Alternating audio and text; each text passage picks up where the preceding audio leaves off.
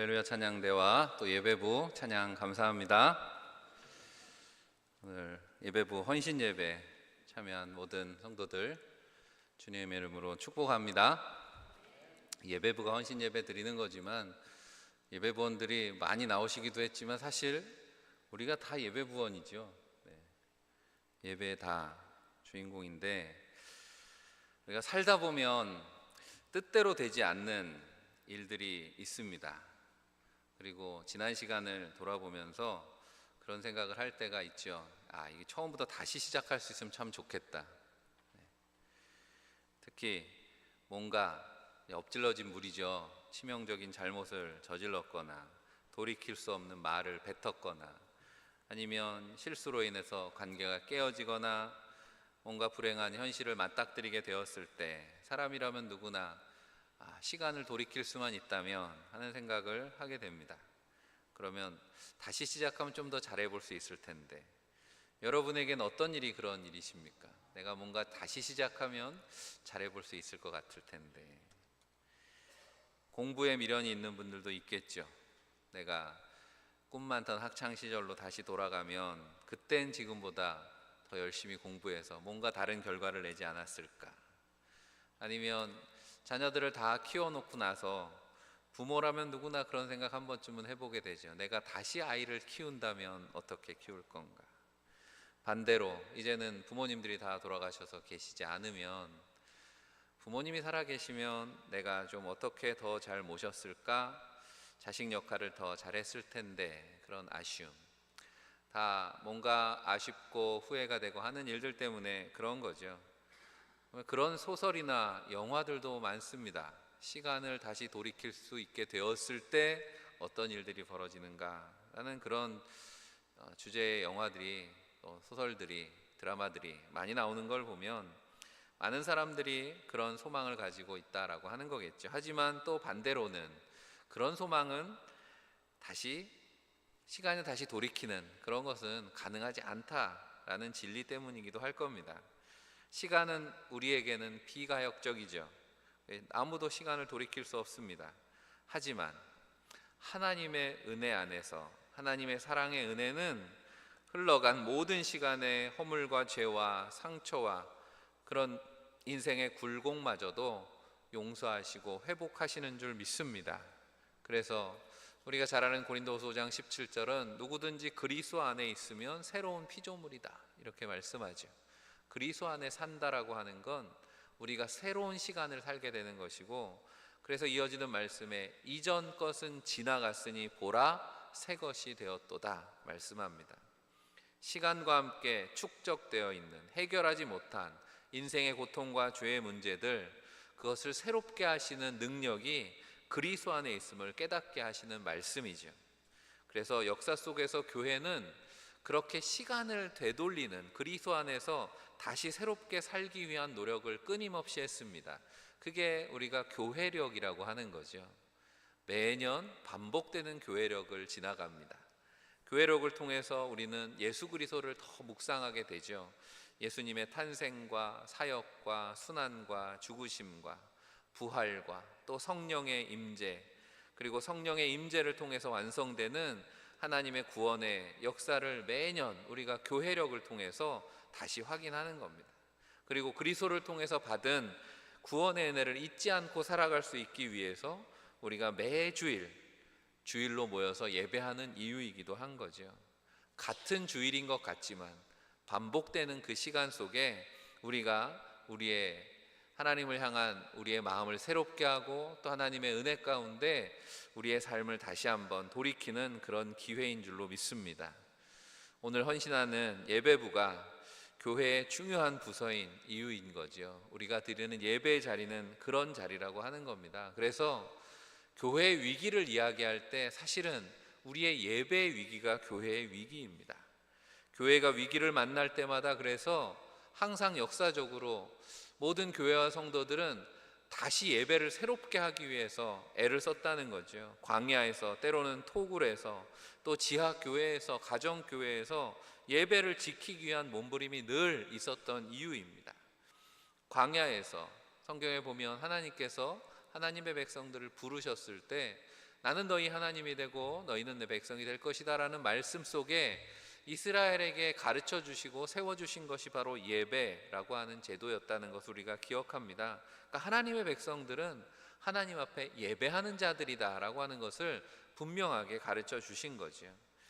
요한복음에도 예수님께서는 하나님께서는 예배하는 자를 찾으신다, 영과 진리로 하나님께 예배하는 자를 찾으신다 말씀하셨습니다. 로마 교회에 보낸 편지 속에서 바울 사도도 우리의 삶을 하나님이 기뻐하시는 살아있는 예배로 만들라라고 했고, 우리가 지난주 조이풀데이 때 나누었던 말씀도 기억하시죠? 히브리서 말씀 가운데 마지막 때가 가까울수록 우리가 뭐에 힘써야 된다고요? 모이기에 힘쓰라 그랬습니다. 모여서 뭐 하라는 겁니까?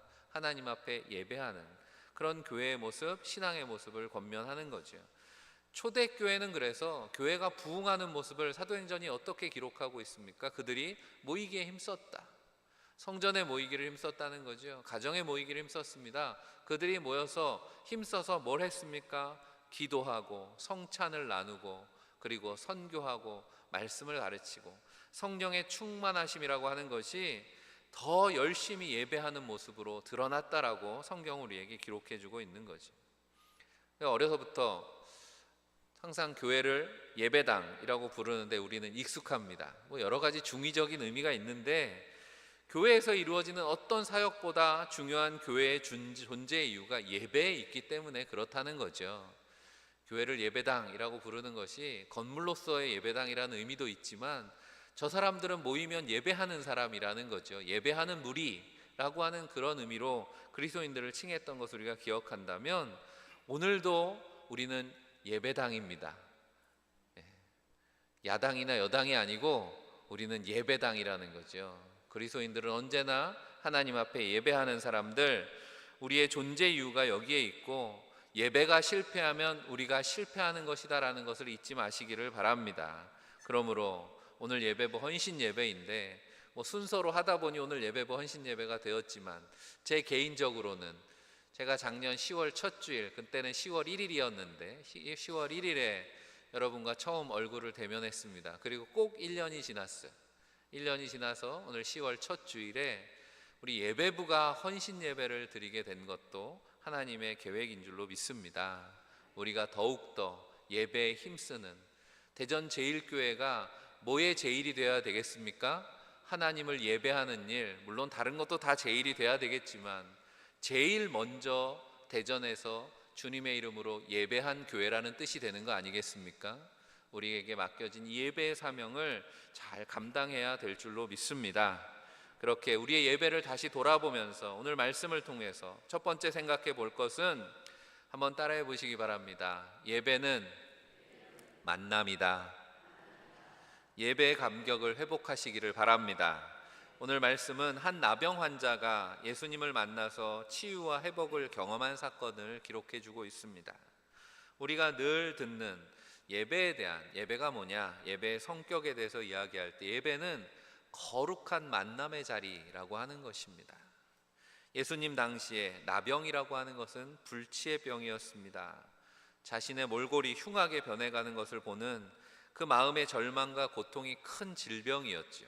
그러니까 내가 보기에만 그런 게 아니라 누가 보더라도 접근하기 어려운 그런 질병의 상태입니다. 그래서 나병이라고 하는 것이 또 접촉을 통해서 전염될 수 있기 때문에 철저하게 격리되는 거죠. 포기할 수밖에 없는 그런 상황 속에서 오늘 이 나병 환자는 예수님을 만나러 왔습니다. 용기를 내어서 오직 소망이 주님밖에 없음을 알고 용기를 내어서 주님 앞에 나왔습니다. 그리고 그 만남이 그의 인생을 바꾸어 놓았다라고 하는 것입니다. 여러분은 어떻습니까? 여러분, 우리가 예배하러 나온다라고 하는 것이 우리가 당연하게 우리가 누리는 권리이고 의무이고 그렇게 생각해서 예배하고 있지는 않냐는 거죠. 사실 구약 성경에 나오는 대로 하면 우리는 하나님 앞에 나올 수가 없는 존재들이었습니다. 예수 그리스도의 십자가 보혈의 공로가 아니었다면 우리가 감히 하나님 앞에 설 수 없는 존재였다라고 하는 거죠. 그러니까 하나님 앞에 예배할 수 있는 것이 우리에게 가장 큰 은혜이고 우리의 삶의 큰 기적이라는 사실을 믿으시기를 바랍니다. 여러분, 그런 은혜의 감격을 가지고 오늘 예배 자리에 나오셨냐라고 하는 겁니다. 우리가 이미 오전에 예배를 드렸기 때문에 오전에 드린 예배를 한번 복기를 해보는 거죠.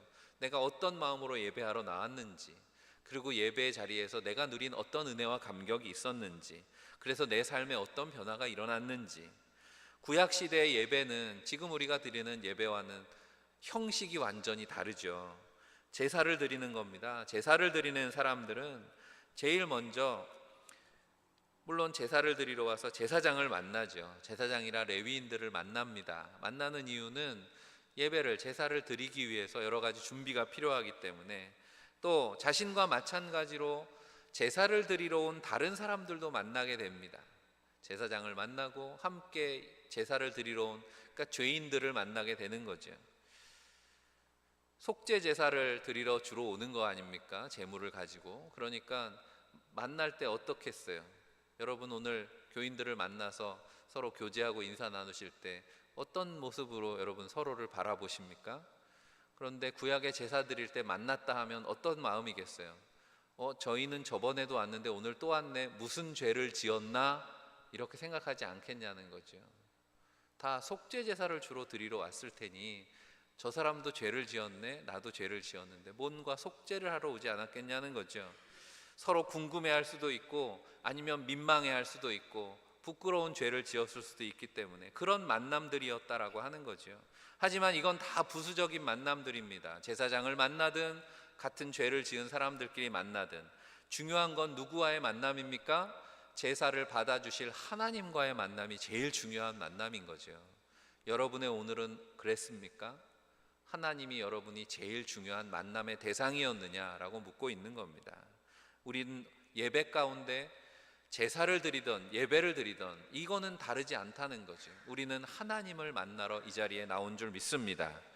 예배의 가장 놀라운 신비라고 하는 거죠. 우리가 육체를 가지고 어떤 물질의 한계를 가지고 있는 우리가 영이신 하나님 앞에 나와서 모여서 하나님을 만난다라고 하는 이 예배의 신비, 유한한 존재가 영원을 만나는 것입니다. 우리가 유한한 인생을 살아가면서 영원의 시간 속에 하나님께로 우리가 들어가는 거죠. 죄인이 구원하시는 분을 만나는 겁니다. 그리고 우리가 늘 신앙 고백하듯이 우리를 지으신 창조주 하나님을 우리가 대면하는 자리가 바로 예배의 자리입니다. 마치 불치병 환자가 내 병을 치료해 줄 수 있는 유일한 치료자가 어느 병원에 있다고 생각을 해보십시오. 유명한 의사일 테니까 만나기 어려울 거잖아요. 그런데 어찌어찌 해가지고 예약이 잡혔어요. 이제 그 의사를 만나러 갑니다. 만나기만 하면 내 병이 고침을 받을 거라는 기대를 가지고 그 치료자를 만나는 때 그 모습을 상상해 보는 거죠. 아니면 내가 도저히 풀 수 없는 인생의 문제를 가지고 있습니다. 그런데 소문을 들어보니 누구 만나면 그 문제 해결된다는 거예요. 그 문제를 해결해 줄 사람이 어디에 있다는 거죠. 그러면 그곳을 찾아서 수억이 들더라도 가지 않겠습니까? 그곳을 찾아가서 만났을 때 내 문제를 해결해 줄 수 있는 세상 유일한 해결사를 만날 때 그 마음이 어떻겠냐라고 하는 거죠. 그 만남에는 분명히 떨림이 있을 거다라고 하는 거죠. 못 만나면 어떡하나? 아니 만났는데 못 고친다고 해결할 수 없다고 하면 어떡하나? 아니면 만났을 때 잘 오셨다고 왜 이제까지 기다렸냐고, 당신의 문제를 당신의 병을 내가 치료해 주겠다, 해결해 주겠다라는 대답을 들었을 때 그 감격, 그 만남의 감격을 생각해 보라는 거죠. 예배는, 구약의 제사는 그런 거였다는 거예요. 내가 제물을 가지고 갑니다. 제사장의 검수를 받고 이제 그 제물에 잡아서 피를 흘립니다. 피를 흘리고 제사를 드리면 하나님의 영광의 구름이 성막을 뒤덮고, 예배를 드리는 이들은 제사장을 통해서 하나님께서 내 죄를 사했다라고 하는 그런 선언을 듣고 자유함을 얻게 되는 것입니다. 그 하나님의 임재 앞에 나아갈 때 얼마나 두렵고 떨렸을까라고 하는 거죠. 구약의 제사만 그렇습니까? 신약 시대의 예배도 다르지 않았습니다. 우리는 지금 너무도 편안하게, 또 어제도 잔치고 오늘도 잔치 음식 먹은 것 같습니다. 그렇게 배부르게 먹고 나니 저도 앉아 있으니까 졸려요. 서 있는 게 나은 것 같아요. 졸리시면 서서 예배 드리시면 됩니다. 오후가 되면 졸음이 찾아옵니다. 목사님의 설교가 은혜스러우면 좋겠는데 지루하면 눈꺼풀이 덮입니다. 그런데 여러분, 신약 시대의 성도들의 예배는 그랬을까? 신약의 초대교회 예배를 상상해 봅니다. 예배 드리는 것도 자유롭지 못했던 때, 박해의 시대, 예배로 모인다라고 하는 것이 그리스도인이라고 하는 증거였고, 그것이 발각되게 되면 언제 죽을지도 모르는 그런 위협 속에서 예배를 드렸습니다. 순교의 피가 이어지던 그런 시대, 다시 예배의 자리에 만났습니다. 모월 모일 어디서 만나서 예배합시다. 굴 속에서. 카타콤이라고 하는 곳이 무덤이잖아요. 그 무덤이라서 보통 일반인들은 찾아오지 않으니까 그곳에 시체 옆에서 예배를 드리던 그런 초대교회 성도들 다시 만났습니다. 지난주에도 만나고 오늘 또 만났는데 목사님이 성도들이 그래도 아직도 살아있구나. 매주일 만났다라는 건 박해를 피해서 살아남았다는 거잖아요. 살아남은 성도들이 함께 모여서 드리는 그 예배의 시간들이 얼마나 떨리고 감격스러웠을까 생각해 봅니다. 그리고 그런 예배는 지금도 어디에선가 드려지고 있다는 거죠. 지금도 박해는 여전히 끝나지 않았고, 어느 나라, 어느 민족에서는 예수 믿는다는 것 때문에 가족들에게서 버림받고 쫓겨나고 죽음의 위협을 당해야 되는 그런, 오늘도 여전히 그런 초대교회와 같은 그런 시대가 이어지고 있는 거죠. 그런데 그렇지 못한 경우가 많지 않냐라고 하는 겁니다. 교회 역사가 또 그랬어요. 성전이 세워졌습니다. 예배가 제도화되게 되었습니다. 그러다 보니 예배 드리는 것이 습관이 되었습니다. 형식에 머물게 되었습니다. 이사야 선지자를 통해서 이스라엘 백성들이 그렇게 형식에 치우치고 습관화된 예배에 대해서 하나님께서 뭐라고 비판하시면서 말씀하셨습니까? 이사야서 1장 12절 말씀이죠. 너희가 내 앞에 보이러 오니, 예배하는 것이 아니라 뭘 보여준다는 거죠. 형식적으로. 이것을 누가 너희에게 요구하였느냐? 내 마당만 밟을 뿐이니라 말씀하셨다는 거죠. 그들이 가야 될 곳은 제물의 피를 가지고 제단으로, 그리고 대제사장을 통해서 하나님의 임재의 보좌 앞으로 나아가야 되는데 그냥 마당만 밟고 예배드렸다 이러고 돌아갔다는 거죠. 정작 만나야 될 하나님은 만나지 못했습니다. 사람만 만나고 갑니다. 일만 하다가 갑니다. 제사는 드렸지만 하나님의 마음은 조금도 깨닫지 못하고 돌아갑니다. 하나님의 마음을 알지 못하니 하나님이 원하시는 것, 내 마음, 내 아픈 것, 상한 것을 하나님 앞에 보여드리지도 못했습니다.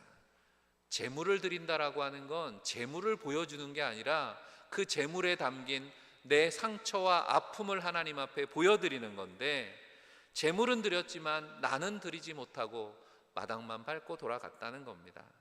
제물은 어떻게 제사장 앞에 내려놓았는데 내 문제는 그대로 짊어지고 돌아갔다는 거죠. 예수님께서 그래서 수고하고 무거운 짐진 자들아 내게로 오라 말씀하시는 거죠. 사랑하는 성도 여러분, 여러분의 예배에는 이런 만남의 감격이 있느냐 묻습니다. 그 감격이 식었다면 신앙생활을 10년 했고 20년 했고 30년 했고가 중요한 게 아니라는 거죠.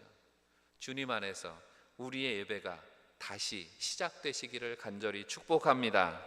하나님의 만남의 감격이 있는 예배를 하루라도 드려야 되지 않겠습니까? 하나님의 마음을 알 때 우리의 예배의 감격이 회복됩니다.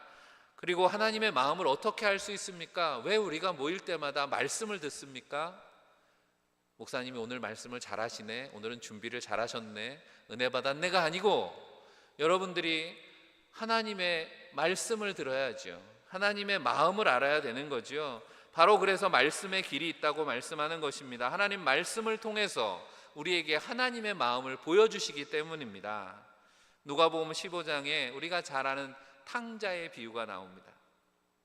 가산을 다 탕진하고 아버지에게 받을 수 없는 유산을 미리 땡겨 받아가지고 다 탕진하고 돌아왔습니다. 그런데 놀랍게도 아버지는 그 돌아온 아들의 목을 껴안고 입을 맞추고 반겨줍니다. 아유, 우리 아들 살아있었구나. 그 정도가 아니에요. 그 다음에 보니까 가장 좋은 옷을 가져다가 신을 가져다가 입히고 신기고 금가락지를 끼워주고 얘들아 우리 죽은 아들이 돌아왔으니 잔치하자, 살찐 송아지를 잡아서 잔치를 베풉니다. 우리 같으면 나갈 때는 언제고 뭐 하려고 저 몰골을 기어 들어왔냐고, 그 꼴이 뭐냐고, 어휴 못난 녀석 꼴도 보기 싫다 했을 텐데 예상했던 건 그런 게 아니었습니까? 그런데 예상 밖의 환대에 본인도 어리둥절했을 거라는 거죠. 이 비유의 말씀을 통해서 예수님께서 말씀해 주시려고 하는 것이 무엇입니까? 바로 하나님의 마음이 어떤 것이냐라고 하는 걸 우리에게 말씀해 주시는 겁니다. 아들이 재산을 나누어 주십시오 요구할 때도, 나간 아들이 거지꼴이 되어서 돌아왔을 때도 아버지의 마음은 그때나 지금이나 변함없이 어디에 맞춰져 있습니까? 사랑하는 아들에게 맞춰져 있었다라고 하는 거죠. 아들을 바라보는 아버지의 마음은 그때나 지금이나 사랑으로 가득 차 있다라고 하는 거죠. 아버지는 사랑하는 아들이 가까이 있는 것만으로도 만족한다, 그렇게 표현하시는 거죠. 하나님은 오늘도 마찬가지입니다. 우리를 그렇게 사랑의 눈으로, 사랑의 품으로 기다리고 계신 줄로 믿습니다. 우리가 하나님 앞에 예배의 자리에 돌아오기만을 기다리고 계신다라고 하는 겁니다. 여러분, 하나님의 마음을 깨닫고 여러분의 예배의 자리를 회복하시기를 축복합니다. 목사님 이렇게 예배 잘 드리고 있잖아요. 오늘 이 예배만이 아니라는 거죠. 내가 회복해야 되는 예배가 어디인가라는 것을 잘 생각해 보시기를 바랍니다. 하나님의 마음을 깨닫기를 바랍니다. 하나님의 마음을 전해주시기 위해서 누가 오신 거예요? 바로 예수 그리스도가 우리에게 찾아오신 겁니다. 나를 본 자는 아버지를 보았다 말씀이 무슨 말이겠습니까? 예수님의 외모가 하나님의 외모를 닮았다는 얘기 아닐 거잖아요. 주님의 마음에 하나님의 마음이 담겨 있다라고 하는 겁니다. 그래서 바울은 빌립보 교회에게 너희 안에 이 마음을 품으라, 그리스도 예수의 마음이니, 그리스도를 만날 때 하나님을 만나는 거다라고 하는 것을 깨닫고 고백하는 거죠. 오늘 우리의 예배가 온전하기 위해서 우리가 만나야 되는 분이 그래서 예수 그리스도이신 줄 믿습니다. 오늘 말씀에 건강을 잃어버린 나병 환자가 주님을 만나서 깨끗하게 되는 기적을 체험했습니다. 나병의 문제는 결국 뭐예요? 감각을 잃어버리는 거죠. 나를 잃어버리는 겁니다. 하나님에게서 멀어지니 나를 잃어버리게 되는 거죠. 하나님을 회복한다, 하나님과의 만남을 갖는다라고 하는 건 나를 회복하는 길이라고 하는 것을 우리가 깨달아야 되겠습니다. 나병은 그렇게 감각을 잃어버리는 병입니다. 예배의 감격, 하나님을 아는 영적인 감각을 잃어버린 사람의 영적인 모습과 닮아 있어서 성경이 예수님이 나병을 비유로 말씀하시는 거죠. 영이 죽었기 때문에 영이신 하나님을 알 수가 없습니다. 오늘 오전에도 나눴던 에스겔의 환상이 뭡니까? 겉으로만 번지르하다고 사람이 되는 게 아니라는 거죠. 하나님의 영이 그 안에 들어가야 영적인 존재가 됐을 때 비전을 얻게 되고 하나님의 사명을 감당할 수 있는 겁니다. 영적인 싸움터에 비로소 군인으로 나가 싸울 수 있다라고 하는 거죠. 그것을 회복하기 위해서 어떻게 해야 하는지 오늘 말씀에서 이 나병 환자를 주목해 보시기를 바랍니다. 그는 용기를 가지고 예수님 앞에 나왔습니다. 치유와 회복의 시작은 예수님을 찾아 나오는 것인 줄 믿습니다. 예수님을 찾으시기 바랍니다. 부지런히 예수 이름으로 기도하시기 바랍니다. 주님의 말씀을 묵상하시길 바랍니다. 주님의 마음을 알게 해주십시오. 기도해야 되겠습니다. 다시 시작하는 우리의 예배가 날마다 그렇게 주님을 만나는 감격이 있는 예배가 되시기를 주의 이름으로 간절히 축원합니다. 두 번째 따라해 봅시다. 예배는 헌신이다. 예배가 헌신입니다. 믿음을 회복해야 된다는 거죠. 예수님을 찾아 나온 나병 환자가 주님 앞에 꿇어 엎드렸습니다. 꿇어 엎드린다라고 하는 것이 예배라는 말의 의미잖아요. 예배의 표현이죠. 예배라는 말이 엎드려 경배한다 이런 뜻입니다. 무릎을 꿇는다라고 하는 것은 어떤 의미를 갖습니까? 나는 죄인입니다 라고 하는 거죠. 나병 환자는 그 당시는 죄인 취급을 받은 거잖아요. 그냥 환자가 아니라 죄인이다라고 하는 거예요. 나의 연약함과 무능함을 고백하는 것입니다. 주님 앞에 무릎을 꿇는다는 것은 또한 나는 할 수 없으니 주님을 의지합니다 라는 거죠. 무릎 꿇는다는 건 그런 의미잖아요. 항복합니다. 주님께 나를 처분을 맡깁니다. 예전에는 뭐 예배한다가 맞냐 예배 드린다가 맞냐, 이 한글 어법상으로 예배 드린다는 말은 반복되는 표현이니까 예배한다가 맞다, 뭐 이런 논쟁 아닌 논쟁도 벌어졌던 기억이 있습니다. 그럼 예배하는 단어 자체가 예를 갖춰서 절한다라는 의미이니까 이미 예배라는 말 속에 드린다라는 의미가 있는데 굳이 예배 드린다라고 할 필요가 있냐. 하지만 또 뭔가 예배라고 하는 것을 거룩하고 최선을 다해서 그렇게 섬기는 그런 자리라고 생각하는 이들에게는 예배 드린다 뭐 2번 반복 표현을 하면 어떻습니까? 중요한 건 그 마음인데, 중요한 것은 예배는 믿음으로 나를 드리는데 중요한 의미가 있는 거죠. 제가 가끔 그런 말씀 드립니다. 오늘 뭐 예배부가 헌신 예배 드리는데 헌신 예배에 대해서 뭐 폄하하려고 말씀드리는 게 아니라 사실 우리의 모든 예배는 다 헌신이 담겨 있다라는 의미로 굳이 헌신 예배라고 쓰지 않더라도 모든 예배는 헌신 예배라고 말씀을 드립니다. 기도도 제가 특별 기도회, 우리도 뭐 합니다. 특별 기도회 하지만 특별하지 않은 기도회가 있겠습니까? 정말 주님의 마음을 알기 원하고 내가 새로워지길 원하고 내 문제를 해결할 수 있는, 내 병을 고치실 수 있는 분이 주님밖에 없습니다. 간절한 마음을 가지고 드리는 모든 기도는 특별하죠. 특별 기도회만 할 때 특별한 기도가 아니라고. 다시 구약의 제사를 생각해 봅시다. 상상력을 가지고 제사의 현장을 이렇게 떠올리면, 전에 송 목사님이 제사에 대해서 얘기하면서 그런 얘기를 했던 기억이 나는데, 제물을 가지고 나와서 제물에 안수하고 나서 그 제물을 드리는 죄인이 그 제물을 죽이는 겁니다. 각을 뜨고. 제사장은 제사를 드리는 거죠. 제물이 죽기 전에 내가 손을 얹어서 내 죄를 전가하고 그 짐승이 고통스럽게 죽어가는 것을 내가 직접 손으로 만지고 느끼고 그 소리를 듣는 겁니다. 피 흘려 죽어가는 모습, 제단에서 사지가 찢겨서 불에 타는 모습을 눈앞에 생생하게 보는 거죠. 그 짐승의 죽음으로 인해서 내 죄가 사해지는 것이기 때문에 그 죽음이 잔인하면 잔인할수록 내 죄가 더 절절하게 느껴지고 내가 이제 이 용서를 받았구나라고 하는 것이 피부로 다가오기 때문에 그렇게 제사 제도를 만드셨을 겁니다. 그러니 제사를 드리는 모든 죄인이 아무 느낌이 없이 제사를 드릴 수가 있었겠습니까? 제물에 손을 얹을 때부터 아무리 미물이지만 짐승이 다 알죠. 내가 이제 곧 죽을 거라는 거. 그러면 그때 울음소리는 평소의 울음소리랑 다르잖아요.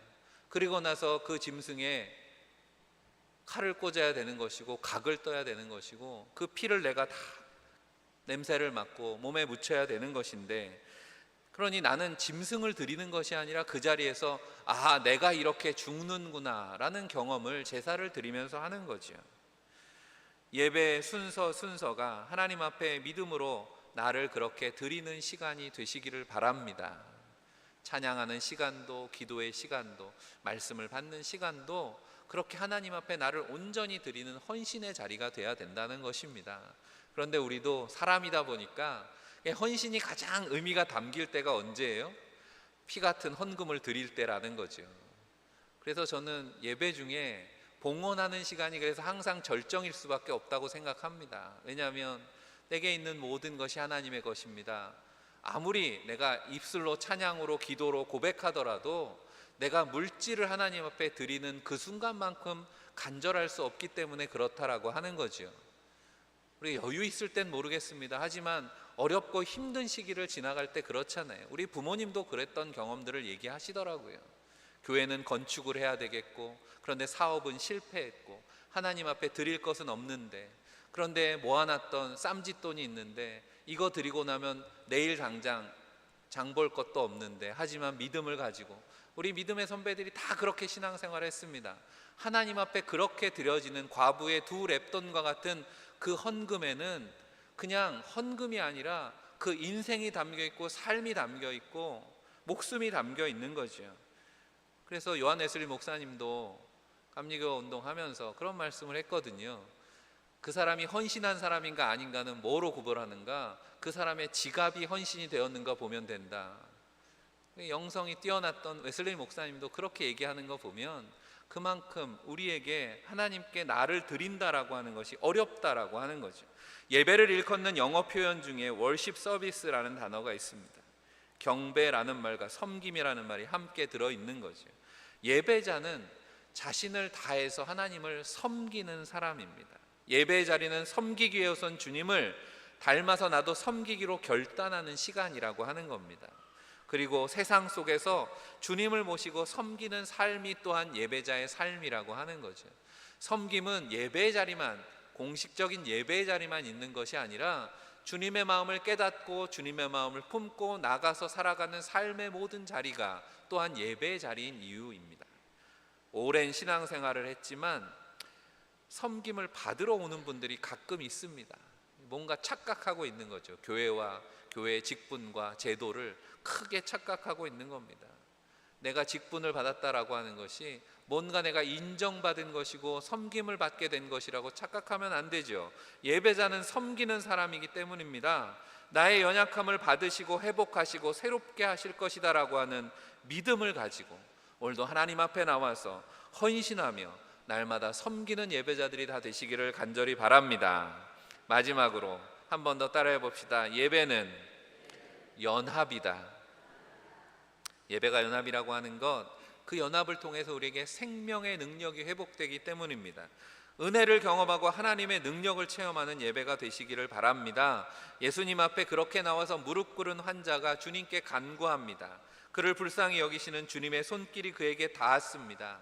온몸이 썩어서 고름이 흐르고 압취가 나는 몸에 아무도 가까이 하지 않고 공동체에서는 격리했을 텐데 주님은 용기를 가지고 찾아 나온 그 죄인을 만져주셨다라고 하는 거죠. 주님은 품어주셨습니다. 주님이 손을 대셨다라고 하는 압토라고 하는 헬라어 단어는 누가복음에 보면은 불을 킨다라는 그런 의미를 가진 단어입니다.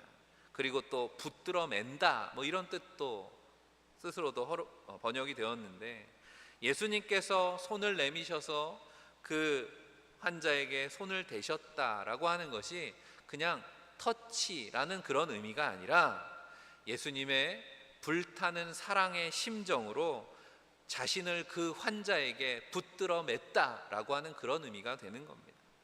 사랑으로 사람들로부터 멸시당하고 버림받은 그 마음의 고통과 상처를 주님은 치료해 주신 겁니다. 예수님이 그의 몸에 손을 대심으로 상처받아 굳어진 마음을 주님의 사랑으로 녹여주시는 거죠. 대개 질병이라고 하는 것이 단순히 육체적인 질병만이 아니라 질병은 항상 마음의 상처를 낳습니다. 아니면 마음의 상처 때문에 병이 생기기도 하죠. 사람은 그렇게 영적인 존재고 몸과 마음이 떨어지지 않습니다. 하나로서의 하나의 인격이기 때문에 질병을 치유한다는 건 단순히 병을 낫게 하는 것이 아니라 그 마음을 고치는 것이고 그 영혼을 구원하는 것이라는 것을 예수님께서는 잘 아셨습니다. 그러면서 주님께서 오늘 41절에 말씀합니다. 내가 원하노니 깨끗함을 받으라 말씀합니다. 주님과 만남의 결과, 주님 앞에 삶을 헌신하는 결과는 이렇게 주님과의 연합이라고 하는 거죠. 그리스도와 하나가 되는 것입니다. 내 마음이 주님께 전해지고 주님의 능력이 나에게 전해집니다. 우리가 전심으로 드리는 찬양과 간절한 기도와 떨리는 손으로 드리는 예물, 그것에 우리의 마음을 담아서 드리는 그런 예배가 되시기를 바랍니다. 언제나 하나님은 우리의 그런 예배를 기다리고 계신다라고 하는 거죠. 그리고 주님은 이런 예배를 받으시고 우리에게 응답하십니다. 깨끗함을 받으라. 우리 스스로 성도라고 해서 우리가 거룩해지는 것이 아니라 주님께서 우리를 거룩하다 하실 때 우리가 비로소 거룩한 백성이 되는 줄 믿습니다. 하나님께서 우리의 마음 담은 찬양의 영광을 받으시고 기쁨과 감격으로 우리의 마음을 회복하신다라는 거죠. 우리가 심야 기도회 때 이제 나누게 될 말씀인데, 예레미야 33장 3절 우리가 좋아하는 말씀이죠. 같이 읽어봅니다. 너는 내게 부르짖으라. 내가 내게 응답하겠고 내가 알지 못하는 크고 은밀한 일을 내게 보이리라. 아멘. 우리의 마음 뜨거운 기도를 들으시고 오늘도 주님께서는 우리에게 은밀한 신비로 역사하실 줄로 믿습니다. 병이 낫는다라고 하는 거 신비스러운 일이잖아요. 우리가 드려지는 예물에 떨리는 마음으로 우리의 삶을 담아서 드릴 때 모든 것의 주인 되시는 주님은 우리의 삶을 통해서 주님의 뜻을 이루어갈 수 있도록 하늘의 곳간을 여시고 하늘의 자원을 공급하셔서 은밀하다라고 하는 게 우리가 깨달을 수 없고 이해할 수 없는, 때로는 보이지 않게 그렇게 하나님의 능력을 공급해 주신다라고 하는 겁니다. 오전에도 제가 팀 켈러 목사님이 경험한 부흥에 대한 고백을 나누었습니다. 성경적으로 부흥이 무엇인가? 이 팀 켈러 목사님이 학교를 다니면서 어느 날부턴가 그 모임에, 처음에는 10명, 15명 모이던 모임이 어느 날부턴가 20명이 되고 30명이 되고 50명, 100명 점점점 늘어나더라는 거죠. 뭔가 특별한 일을 하지 않았다는 겁니다. 그 당시만 하더라도 무슨 핸드폰이 있었던 것도 아니고, 그래서 와라 모여라 연락을 한 것도 아니라는 거죠. 그런데 어떤 사람, 누군가 어느 모임에선가 변화가 일어나기 시작했다는 거죠.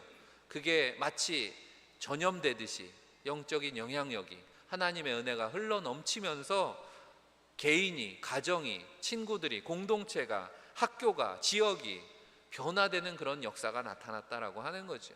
그런데 그런 똑같은 경험을 뉴욕에서 리디머 교회라고 하는 교회를 개척해서 사역하는 동안에 똑같은 경험을 했다는 거죠. 그저 한 것은 열심히 예배하고 말씀 나누고 하나님께서 맡겨주신 사명을 감당했을 뿐인데, 그 한 사람 한 사람 성령의 사람들을 통해서 그들의 삶에 예배가 회복되고 그들의 삶에 하나님의 마음이 회복되고 하나님께서 맡겨주신 사명을 감당하기 시작할 때 성령의 일상적인 역사가 부흥으로 나타났다라고 하는 겁니다. 예배가 회복될 때 이렇게 우리는 예배 가운데 임재하시는 하나님의 영광을 보게 될 줄 믿습니다. 하나님의 은혜를 경험하게 될 것입니다. 능력을 체험하게 될 것입니다. 오늘 회복된 환자의 모습이 어떻습니까? 기쁨과 감격으로 가득합니다. 치유받은 환자에게 예수님께서 당부하십니다. 지금 너한테 필요한 건 율법대로 제사장에게 가서 이제 내가 치유받았습니다, 깨끗하게 되었습니다, 확인부터 받아라 말씀하시죠. 아무에게도 말하지 말고. 예수님은 끝까지 그에게 관심을 보여주십니다. 이 환자가 겪었을 그동안의 외로움과 상처를 아시기 때문에 내가 정결하게 되는 것, 그게 내 마음이고 내 뜻이다.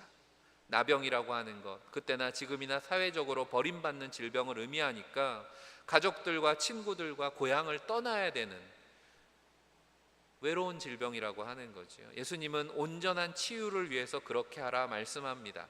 그런데 이 환자는 어떻습니까? 너무도 기쁜 나머지 주님이 하시는 말씀이 귀에 들어오지 않습니다. 이미 그는 회복되었기 때문에 그는 회복된 자신의 모습을 보고 기뻐 뛰어다니며 복음을 전했다는 것입니다. 주님이 복음을 전하라 하시지 않았지만 그를 통해서 복음이 널리 전해졌다라고 하는 거죠. 그는 회복되고 부흥의 중심이 된 것입니다. 그리고 그가 전한 복음을 들은 많은 사람들이 그 부흥에 참여하게 되었습니다. 치유와 회복을 경험하면 감사와 기쁨이 능력이 됩니다. 그리고 그 능력으로 주의 일을 감당하게 되는 것입니다. 사랑하는 성도 여러분, 다시 시작하는 우리의 예배가 이처럼 만남의 감격이 회복되고 믿음과 섬김의 헌신이 있는, 그래서 능력을 체험하는 은혜로운 예배가 되기를 간절히 바랍니다. 그리고 이 회복과 부흥의 역사에 우리 예배부가, 헌신하는 예배부가 주님의 이름으로 앞장서시기를 간절히 축원합니다. 기도하겠습니다. 우리의 예배를 기쁘게 받으시는 하나님, 하나님을 잃어버리니 나를 잃어버린 상실의 시대, 다시 시작할 수 있는 믿음의 시간을 허락하시니 감사합니다. 이 가을 우리의 예배가 새로워지기를 소망합니다. 대전에서 처음 예배드린 이 제단을 통해서 다시 대전에 하나님의 부흥이 임하기를 원합니다. 주님의 임재를 경험하게 하시고 치유하시고 회복하시는 능력을 경험하게 하여 주옵소서. 주님 닮은 예배자로 살아갈 수 있도록 언제나 함께 하시는 우리 주 예수 그리스도 이름 받들어 간절히 기도하옵나이다. 아멘.